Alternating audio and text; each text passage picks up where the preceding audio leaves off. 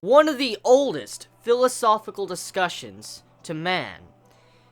Is man born evil or good? Is it our choices that decide our morality? That is one of the key themes of this movie, Kara no Kyoukai, Movie 7, Murder Speculation Part 2. It has been a while, my fellow Chibits, since I have talked about Kara no Kyoukai and have done a review. This is, I guess you could say, the final part of the movie series. I do know there is an epilogue, and I do know there is some OVA specials, but in terms of the actual parts, this is the final. So, this has been a long time coming, and I'm glad to finally see the conclusion of this series and get a lot of answers for many questions I had while sitting down and watching this series. The main focus of this movie, Murder Speculation, that picks up after we were left off from Murder Speculation Part 1, it focuses on Shiki. And Shiki as a character and what she has to go through, or what she has been through, and how much Mikia means to her. The way this movie was done, the way the villain was written, along with how morality plays a huge role. Now, one thing that I think I need to really take a moment to say is that when it comes to the main message of this movie, to kill someone means to kill yourself.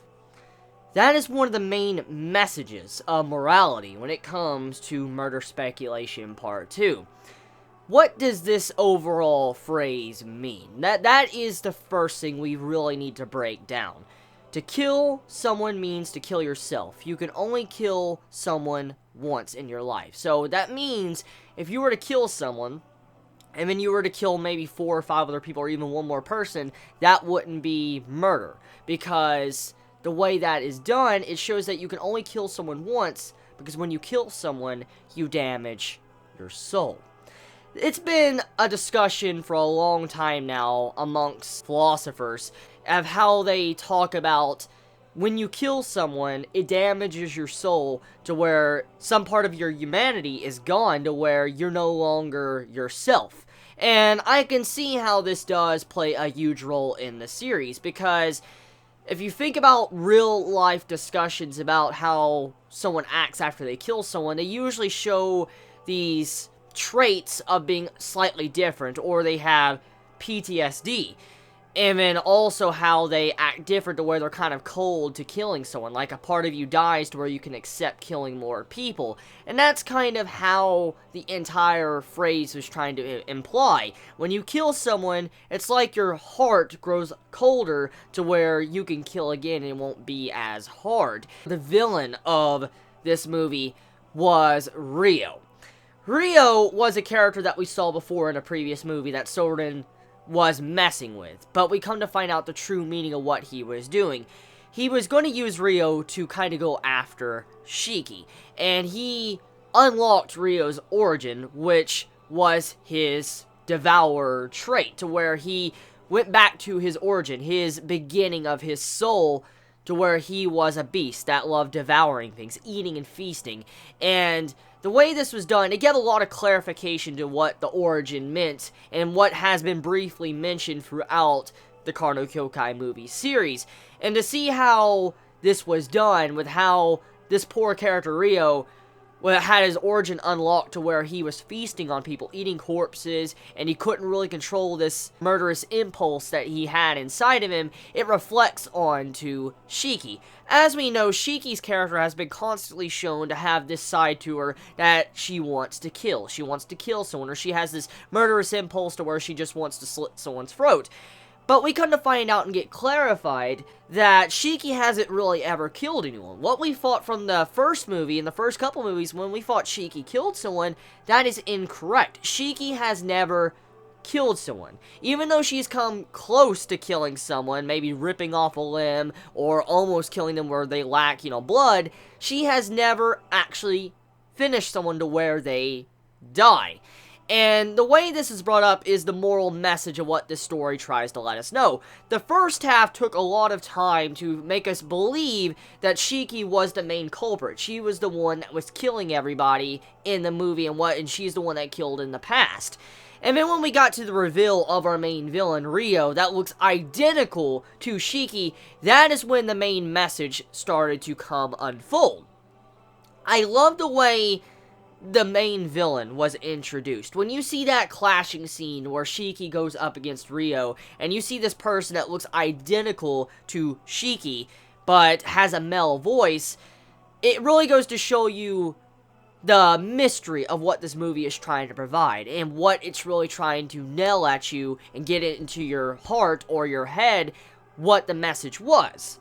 Seeing how Ryo, he was a person that killed someone a long time ago. And as the message of the movie was, if you kill someone, you kill yourself. And being guilty with what he did, he decided the only thing he could do was to try to eat or devour the corpse, which we saw a long time ago. And when he wanted to devour the corpse, that was him kind of briefly unlocking his origin, like going back to his roots. It wasn't completely unlocked, but he went back to his roots. And because of this, Soren saw this side of him and unlocked it. And then because of that, slowly Ryo descended into madness, to where he could no longer control himself. He became a monster.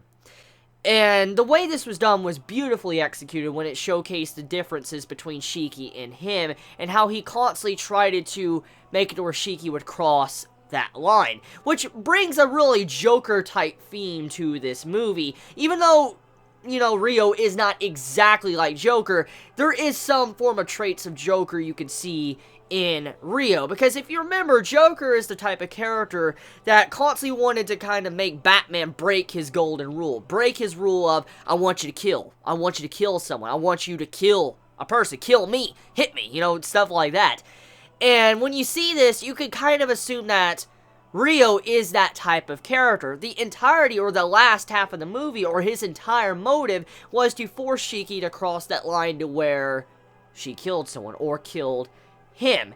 And the message you can get from that is, it seemed like Ryo knew he was going insane. He knew he was crazy, he was losing himself, and he wanted to die on his own terms. And with his own terms, the way he wanted to die, it seemed like he wanted Shiki to put him down. Even though I don't think he wanted to die because he probably wanted to hold on to his life, he knew he was gone, and he wanted to be stopped, because he was a danger to himself, to everybody around him, and it wasn't good for anyone at all.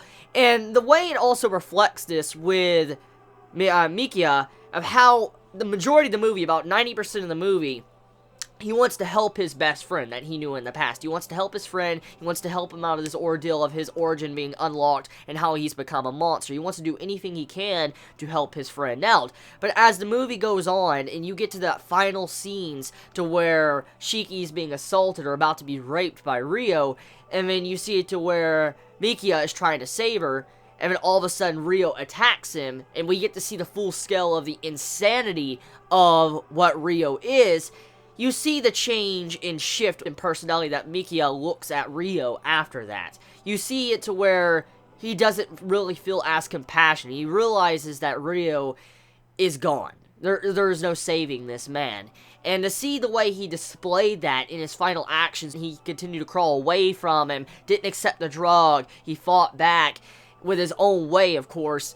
It was a beautiful way to show how Mikia no longer thought he could be saved.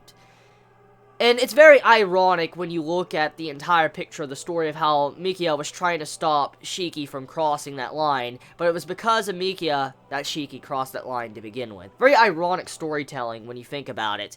So, I mean, this movie's message overall was very good. A lot of morality, a lot of philosophical meaning, along with making you question, truly, if you kill someone, does it mean that you kill yourself in the process?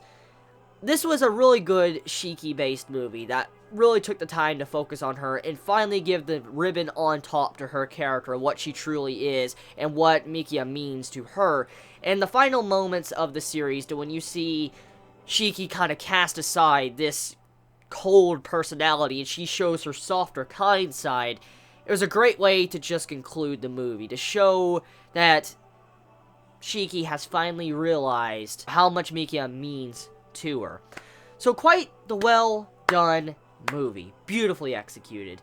The villain, probably one of the best villains in the series. I like Soren, but Ryo was a good villain because he was a villain that you wanted to feel bad for, you wanted to pity him, and you wanted him to be okay.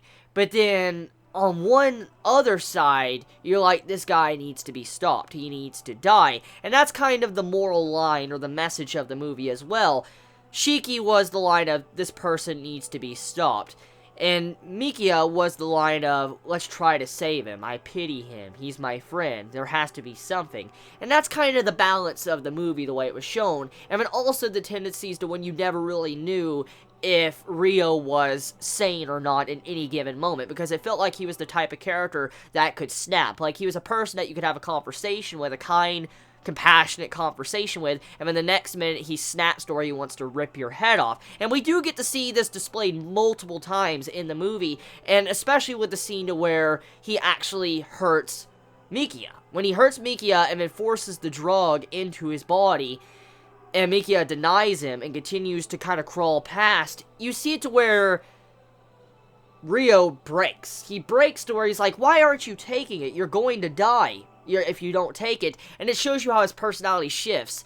And the way you can look at that is how he wanted to drag over Shiki and Mikia to his side. He wanted them to become like himself, which was a delusional fantasy. That's the best way to put it. It was a delusional fantasy, the way he tried to drag them in to his sorrow, and for he can have someone that he could relate with. He wanted someone that was a bloodthirsty killer, or a monster, someone that was a person that loved slaughtering. So yeah, I think that is a perfect way to wrap up this movie. Wonderful, cannot wait to see the epilogue and then the final OVAs, which I will eventually get to. It's been a while since I did the last review, and I know many of you are probably going to be jumping for joy when you see this video. I'm going to have to rewatch the movie series again, though, just to get more meaning behind everything, because now knowing how Shiki as a character and how Mikia is as a character, and to see the message, what this movie tried to do, I know I'll probably see a lot of good treats in the first 6 movies if I was to rewatch them again. So let me know your thoughts in the comments below. You all have a wonderful day or night wherever you live. Please be safe. Chibi out.